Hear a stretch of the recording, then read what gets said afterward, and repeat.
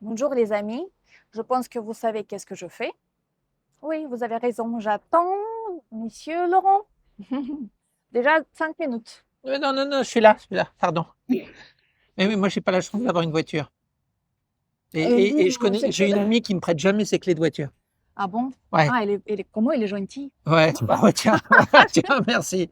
N'empêche que cette amie en question, elle est vachement bien habillée. J'adore ton style aujourd'hui. Oui, parce qu'on a parlé il y a quelques jours que tu aimes bien les chevaux. Je Ah voulais oui, faire petite surprise pour toi. oh, t'es trop jolie. C'est Oui, ça la surprise?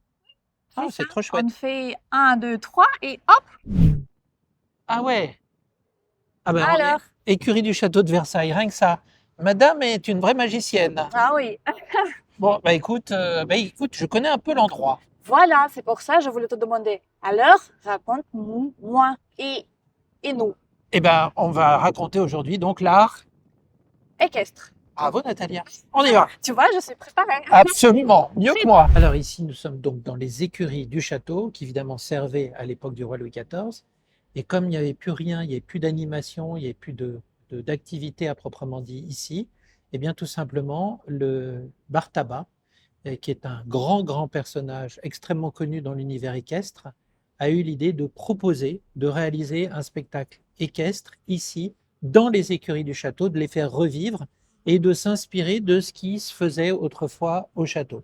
C'est-à-dire, eh bien, tout simplement de créer une école à la fois d'équitation, de spectacle. C'est-à-dire que ici, nous allons rencontrer Donia, et Donia, elle suit à la fois un cursus scolaire et à la fois des cours liés à l'équitation, mais pas que l'équitation. Pour être vraiment comme à l'époque du roi Louis XIV, c'est-à-dire l'escrime, donc en l'occurrence ici c'est escrime artistique, c'est-à-dire on apprend à se battre, mais on fait des faux combats. Évidemment à l'époque, c'était des vrais combats malheureusement. Voilà. Et puis il y a toute la touche de bar tabac également, supplémentaire, qui consiste à quoi? À créer quelque chose de très spectaculaire. Tu vas voir le droit tout à l'heure à un spectacle. Et puis, il y a même du tir à l'arc, ce qui se faisait pas forcément, ce qui se faisait parfois, autrefois, mais qui n'était pas forcément enseigné. Voilà.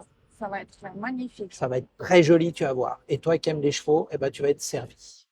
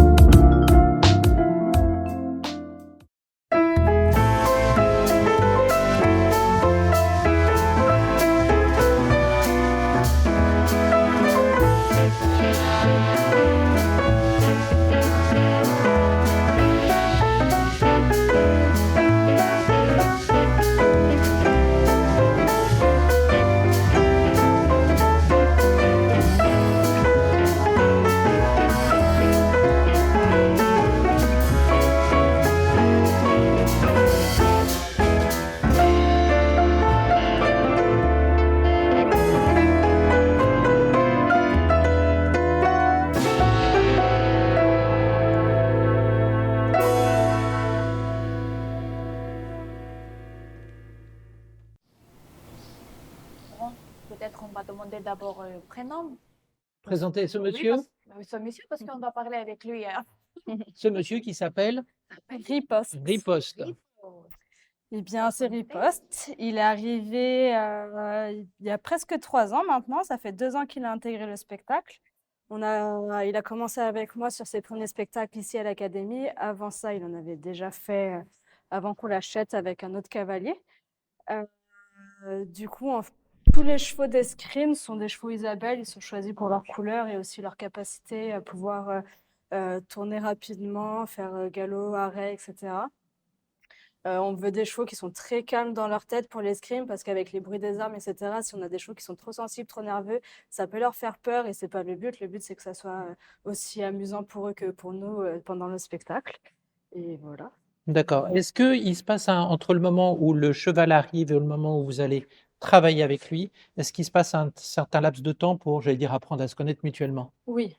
Oui. Combien de temps? Ça va dépendre des chevaux, ça va dépendre de leur caractère, de leur capacité à vite s'adapter à l'environnement. Lui, ça a été Ça a été rapide, votre histoire d'amour, ou pas assez vraiment? long. Assez Alors, long, l'histoire d'amour assez rapide, mais assez long quand même de réussir à s'apprivoiser l'un et l'autre. l'un et l'autre, ouais. Il avait énormément d'énergie, il était très nerveux et donc il a fallu réussir à le calmer un petit peu, à tempérer et à canaliser son énergie pour pas que tout devienne stressant pour lui. Est-ce que le cheval, vous avez fait des sorties ensemble? Comment ça se passe pour essayer de, je vais dire, pas de le dompter, mais de vous apprendre à vous connaître mutuellement? Et ben, c'est un travail au quotidien, un travail qui déjà commence par toute la préparation au box. Je vais prendre le temps de le brosser, de créer déjà toute une relation avec lui quand on est au box, de le gratter, etc. pour que il apprécie ma présence. Ensuite, ça va être quand on monte. Il y a toute une technique quand on est cavalier, on va dire de base à mettre avec les chevaux.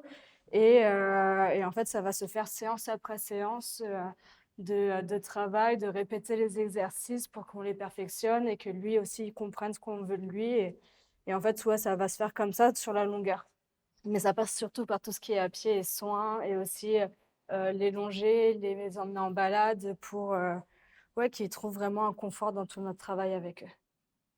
Dunia, et comment se déroule votre journée?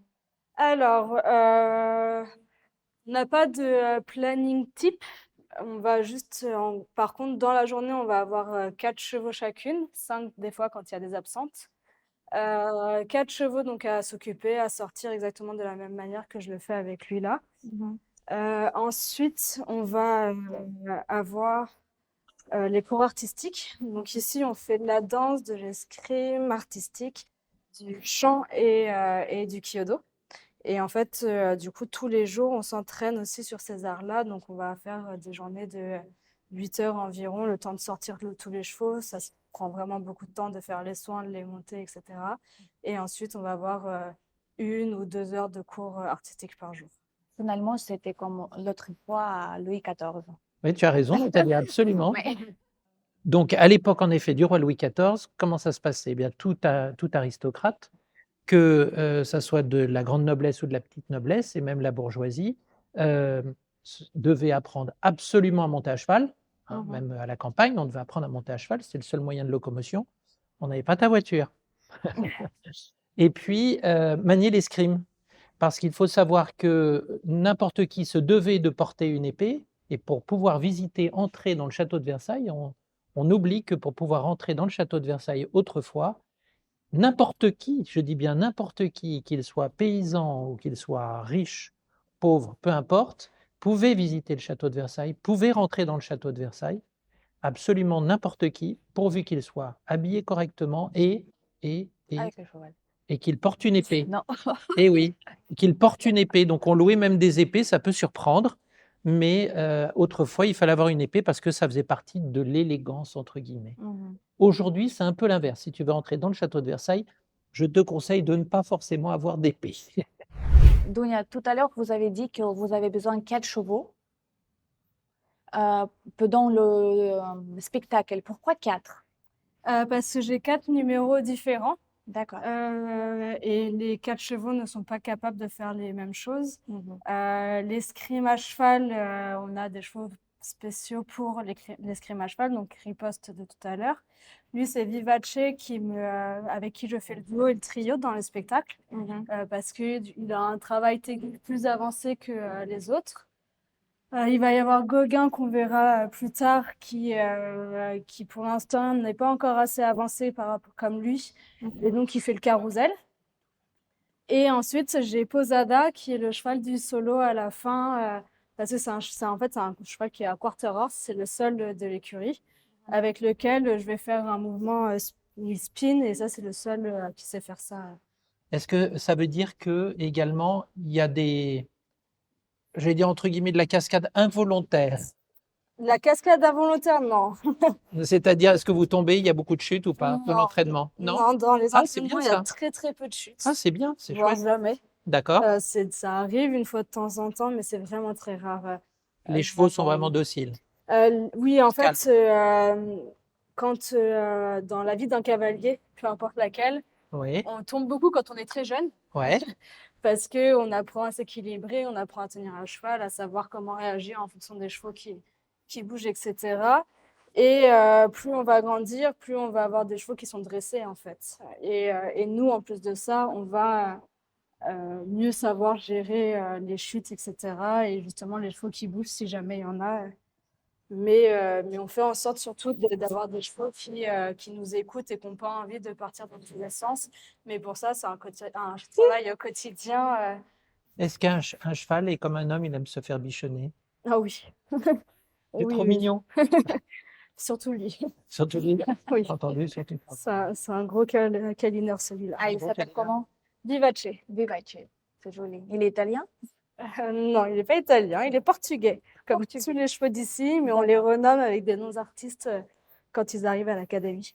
Mhm. Pourquoi? C'est un choix, les noms d'artistes? Est-ce qu'il- C'est un choix artistique, on leur donne une âme en lien avec ici, en fait, dès qu'ils arrivent. Ça a été décidé par Bartabas au tout début, il faisait aussi ça avec ses chevaux à Zingaro. Et voilà, c'est une tradition ici. Je vous présente Gauguin. Enchanté, Monsieur Gauguin. C'est un cheval, on est arrivé en même temps, en fait, ce cheval et moi, en août 2020. Et je suis sa cavalière depuis parce que pour le coup, lui, ça a été un énorme coup de cœur dès la première fois montée. Ça a été très compliqué, Ah oui? très très compliqué avec lui parce qu'il a un sacré caractère. Et il venait du Portugal, on ne sait pas trop comment ils l'ont dressé là-bas, mais on pense qu'ils y sont allés très en force. Et en fait, quand il est arrivé ici, il a perdu un peu ses repères. Donc, il a fallu faire un énorme travail de prise de conscience, en fait, de confiance pour lui envers moi. Et voilà, donc 4 ans que je travaille avec lui, 4 ans que je fais en sorte de l'emmener vers quelque chose de plus léger, plus simple, plus doux. Donc on comprend que finalement, c'est un peu votre chouchou, celui-là. Ouais, lui, c'est... Finalement, plus ils sont difficiles, plus on les aime, c'est ça? Pour moi, oui, en tout cas. Gauguin, il a la chance d'avoir Dunia. Vous fêtez votre anniversaire ensemble? Non, Non. non, non. Mais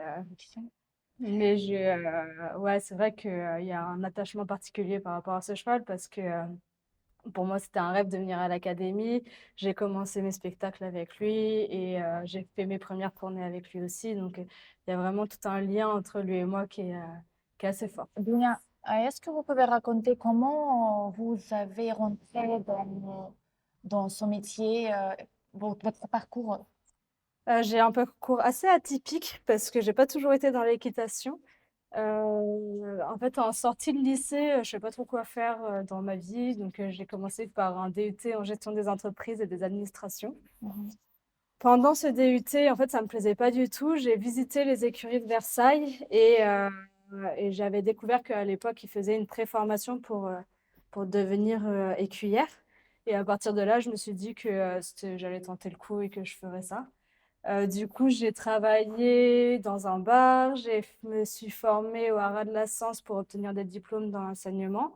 Et ensuite, je suis arrivée ici en 2020. Donc, ça a été long avant de... Là, j'ai travaillé 5 ans, en fait, dans le but de venir ici. Et, et aussi parce que c'était un peu un rêve d'enfant. Ma mère m'emmenait voir tous les spectacles de Bartabas quand j'étais petite. J'avais vu les Juments de la nuit qui s'étaient fait dans les jardins de Versailles aussi quand j'étais petite. Donc, ouais, c'était un peu un accomplissement d'une vie, finalement. Dunia, est-ce que vous faites sortir un peu avec le chevaux? Oui, on emmène les chevaux, on essaie d'emmener les chevaux au moins une fois par semaine dans les jardins de Versailles pour qu'ils puissent aller goûter de l'herbe. Mhm. Parce que c'est bien pour leur morale, c'est bien pour qu'ils se détendent un petit peu, qu'ils ne soient pas tous les jours en train de travailler non plus. On fait au minimum une sortie dans la semaine, ouais. Ah, c'est sympa. Et tous peuvent sortir? Ouais. Faut Vous tous faites les... combien? Faut tous La les totale. sortir. Ah ouais, oui, tiens, combien il y a de chevaux? Très bonne question. Actuellement, si je ne dis pas de bêtises, il y en a 37. Waouh, Pas mal. 37. 37 pour combien de cavalières? 37 pour 10 cavalières. Ah, c'est chouette ça pour Vous vous. devez sortir 3 fois. Bravo. Oui, c'est ça. J'ai bien compté. Eh bien, ma chère Natalia, je te présente Fanny. Enchantée, Fanny. Enchantée. Et votre cavalier s'appelle comment? Mon cheval s'appelle Picabia. Picabia. Alors, enchanté Picabia. Fanny, nous avons notre séance des 10 questionnements. Laurent, Oui. peut-être c'est les questions pas pour Fanny, plutôt pour Picabia. Ah ben voilà, absolument, on va partager. Allez, parfait. Oui. Quel bruit il préfère? Quel bruit il préfère? Alors, il adore le bruit de la brouette qui arrive quand on fait la distribution de la nourriture. Oh, Et il entend déjà à la brouette, il sait Oui, tout oui. de suite que. Bah, sur les pavés, la brouette, ça fait beaucoup de bruit. Ouais, non, mais tout de suite, il sait que ça va être nourriture. Ah oui. Ça, c'est rigolo, ça. deuxième. Quel bruit il déteste? Il déteste le bruit des avions de chasse quand ils passent trop près de l'écurie. Ça fait peur. On Mm. comprend. Quelle est sa gourmandise préférée? Ah, ça, c'est- Alors, il aime beaucoup de gourmandise, mais je pense que la préférée, c'est la carotte. Ah. Fanny, quel est votre artiste préféré? Mon artiste préféré, bah, je dirais que c'est Barthabas. Évidemment. Bon, on se doutait de la réponse, mais quand même. Et votre œuvre préférée? Et mon œuvre préférée, alors si on reste dans les œuvres récentes, dans le dernier cabaret de l'exil de Barthabas. C'est un Ah, super spectacle. d'accord. Bon, à bon entendeur, salut. Bon. Quel est le personnage historique avec lequel vous auriez aimé dîner? J'aurais bien aimé dîner avec un vieil écuyer de l'histoire, style La Guérinière, par exemple. Quel métier vous n'avez pas envie de faire? Travailler dans un bureau, On comprend pourquoi vous êtes là. c'est ça. Et quel est l'autre art qui vous passionne, mis à part celui de l'équitation? Moi, j'aime beaucoup tout ce qui est les artistes aériens, donc les trapézistes, cerceaux, tissus aériens, etc. Les artistes de cirque en général, mais particulièrement en l'air. Ah, c'est amusant. Fanny, est-ce que vous pouvez parler de l'école Barthabas, s'il vous plaît? Bien sûr, donc l'Académie équestre de Versailles, elle est née en 2003 sous l'initiative de Barthabas. Ça faisait à peu près 200 ans qu'il n'y avait pas eu de chevaux dans ces écuries. Waouh! Et elle reprend un peu l'idée de l'école des pages de l'époque, donc où on apprenait à monter à cheval, mais aussi plein de disciplines qui permettaient d'être un gentilhomme. Donc la philosophie, les mathématiques, etc. Et donc nous, on a 4 disciplines artistiques en plus du dressage. On fait du chant, du tir à l'arc japonais, c'est un art martial, et de l'escrime artistique et de la danse. Wow, Bravo. plusieurs choses, c'est incroyable. Ouais. C'est intéressant. Et aussi, est-ce que vous pouvez parler des citations? Je crois que vous avez des plans avec les animaux, c'est évident que vous avez des plans. Alors des citations, par exemple, on en a une qui est à l'ouverture du spectacle, qui est, il me semble, de Nuno Oliveira. C'est Animal merveilleux, le cheval mérite de celui qui le monte la compréhension de son caractère et de ses personnalités. L'équitation est une école d'abnégation et d'humilité. C'est joli. Ouais. C'est un beau résumé. C'est vrai. Alors, on a toujours une tradition. Il faut raconter dans notre émission 3 anecdotes. Mais je pense que vous Ok. devez les avoir quand même. Dans le spectacle, il y a des tout petits chevaux gris qui s'appellent des Soraya. Et en fait, c'est une race qui est en voie de disparition. Il n'y en a que 200 dans le monde, dont 7 ici. Et c'est une race très ancienne, qu'on voit quasiment jamais. Et en fait, on pense, nous, notre théorie, s'ils sont en voie de disparition, c'est qu'ils ont un sacré caractère et ils sont tout petits. Donc en fait, on ne peut pas les donner à des enfants. Et en même temps, c'est pas terrible pour des adultes parce qu'ils sont tout petits. D'accord. Ah, c'est joli ça. Alors, il faut savoir qu'ici, dans les écuries, il y avait beaucoup plus de chevaux avant. Ouais. Parce que les chevaux étaient en stall, donc ils étaient attachés face au mur dans Waouh. des beaucoup plus petits espaces. Maintenant, ils sont dans des box qui font le double, voire le triple de l'espace qu'ils avaient avant. Ils sont lâchés. Et Barthabas a voulu que ce soit ajouré entre les box pour que les chevaux puissent se toucher à travers Ah, c'est pour ça. et qu'ils puissent D'accord. avoir des Qu'ils puissent relations communiquer. sociales. Voilà, absolument. Ah oui, donc ils ont beaucoup plus de place qu'autrefois, quoi, entre guillemets. Complètement.